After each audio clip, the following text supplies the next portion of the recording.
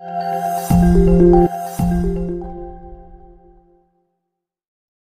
Khabbab ibn Irt, Khabbab ibn al-Arat radhiyallahu anhu qala. Ini sahabat Nabi yang lain lagi namanya Khabbab. Khabbab ini seorang panglima juga ini. Khabbab yang kemarin tu Habib apa yang petinju itu? Habib. Ini Khabbab ibn al-Arat radhiyallahu anhu qala. Khabbab ini, beliau ini awalnya seorang budak tapi ahlul Quran. Dia pandai besi. Jadi dia pandai besi, Allahu Akbar. Dia asli penduduk kota Mekah. Pokoknya 20 orang yang masuk Islam awal-awal di kota Mekah. Baru sebelum 20 orang itu masuk Islam, kali yang ke-6, orang yang ke-6 masuk Islam, itulah dia Khabbab ibni Arat ini masuk Islam di kota Mekah. Jadi masuk Islam pertama Abu Bakar, kemudian Sayyidatuna Khadijah, kemudian fulan. Yang ke-6 ada Khabbab. Khabbab masuk Islam padahal beliau seorang budak tapi pandai besi. Pandai besi maksudnya membuat pedang. Jadi yang membuat pedangnya orang kafir Quraisy itu Khabbab. Membuat baju besi orang kafir Quraisy itu Khabbab. Bayangkan Khabbab ini punya majikan kurang ajar betul. Setelah Khabbab masuk Islam, majikannya, bayangkan, Allahu Akbar. Ketika Khabbab masuk Islam, terdengar oleh majikannya. Ketika Khabbab masuk Islam, terdengar oleh majikan, dan majikan panaskan daripada baju besi yang dibuat oleh Khabbab tadi. Dipanaskan dengan bara api, sangat panas sekali. Dipakaikanlah ke badan daripada Khabbab. Berapa hendaknya siksaan itu. Maka Nabi selalu baca doa, Allahumma ansurna Khabbab, Allahumma ansurna Khabbab, Allahumma ansurna Khabbab. Ya Allah, tolonglah Khabbab, ya Allah, bantulah Khabbab, ya Allah, bantulah Khabbab, ya Allah. Pernah suatu ketika sudah dipasangkan baju besi, warna besinya masih merah. Bayangkan dipanaskan dengan api, baju besi tadi dipakaikan ke badan Khabbab. Bayangkan itu, masih panas. Akhirnya tak berdaya terjatuh. Diseret Khabbab itu, dan memang bara api untuk membakar api tadi berserakan. Di atas itulah diseret Khabbab. Nabi tak bisa membantu, Nabi tak bisa menolong. Baru 6 orang Muslim ketika itu. Tapi dia tahu majikannya kalau Khabbab ini masuk Islam. Akhirnya, itu pentingnya orang kaya daripada saudara kita. Nabi sampaikan kepada Sayyidina Abu Bakar As-Siddiq. Akhirnya Abu Bakar pun membeli Khabbab ini. Akhirnya setelah dibeli Khabbab diberi pekerjaan untuk membuat pedang, kemudian buat baju besi, dan itu untuk kaum muslimin. Yang surangsur sedikit.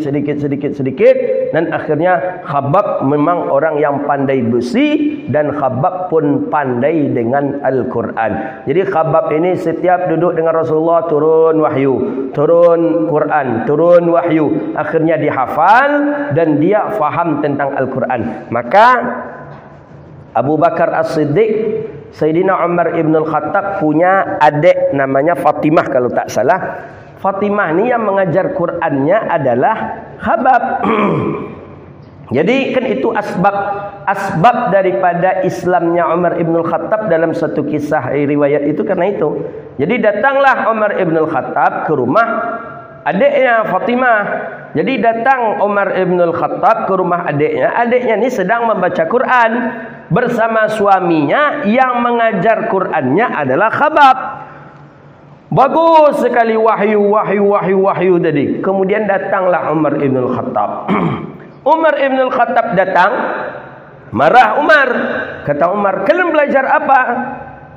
Dijawablah oleh adik Sayyidina Umar, kami belajar Al-Quran. Itu kalam siapa itu? Kata adik Sayyidina Umar, hadza kalamullah. Ini yang kami baca ini adalah kalamullah. Yang kami baca ini adalah firman Allah. Allah itu adalah Tuhan yang kami sembah. Marah Umar ibn al-Khattab. Umar tampar adiknya, adik perempuannya tadi. Umar tendang daripada suaminya, dan begitu juga dengan Khabbab.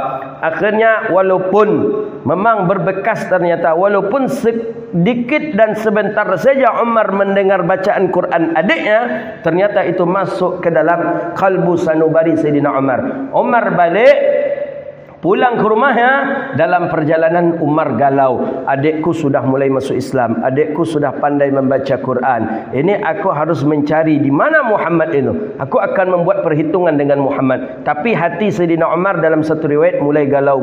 Kenapa? Karena lembut hati Umar dengan bacaan adiknya tadi. Sudah mulai datang hidayah-hidayah daripada Allah ketika mendengarkan bacaan Al-Quran daripada adiknya. Maka menjumpai Rasulullah sallallahu alaihi wasallam, dan akhirnya Sayyidina Umar pun masuk Islam. Itu dia daripada Khabbab ibni Ard, ya, masuk Islamnya itu, masuk Islam orang yang pertama dan awal masuk Islam, budak yang dimerdekakan oleh Abu Bakar As-Siddiq. Wafat beliau di Kufah tahun ke-37 Hijriah, umur beliau 73 tahun. Yang salat jenazah beliau itu adalah Sayyidina Ali bin Abi Talib.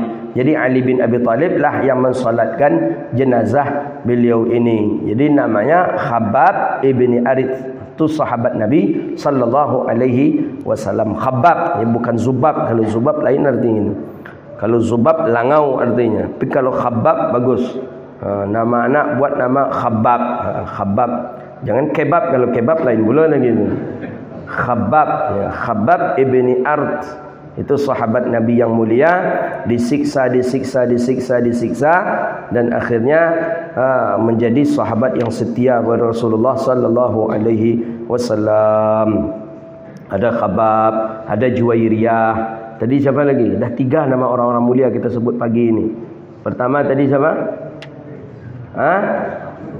Amru ibn Harith. Yang kedua Juwairiyah binti Harith, isteri Rasulullah sallallahu alaihi wasallam.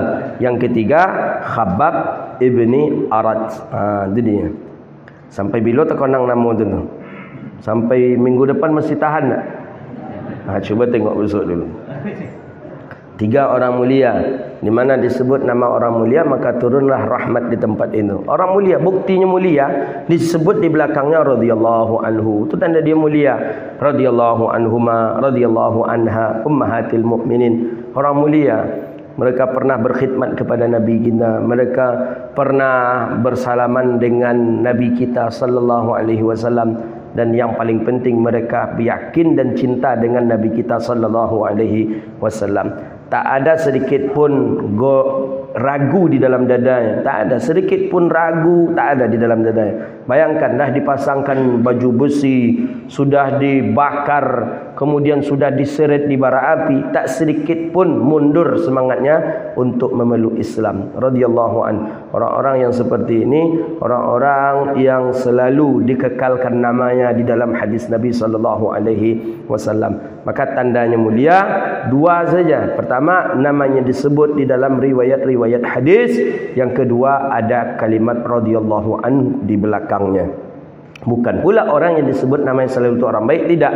Ada juga yang untuk ibrah, pelajaran, ya, seperti Abu Jahal, Abu Lahab, Fir'aun, Qarun, Namrud. Itu bukan karena dia mulia, tapi karena lil ibrah, untuk mengambil ibrah pelajaran bagi orang-orang yang setelahnya. Jadi jangan nanti kalau kita ingin ingin terkenal, buat aja perangai buruk-buruk terkenal kita. Iya terkenal, tapi bukan terkenal yang elok, terkenal yang buruk kita jadi.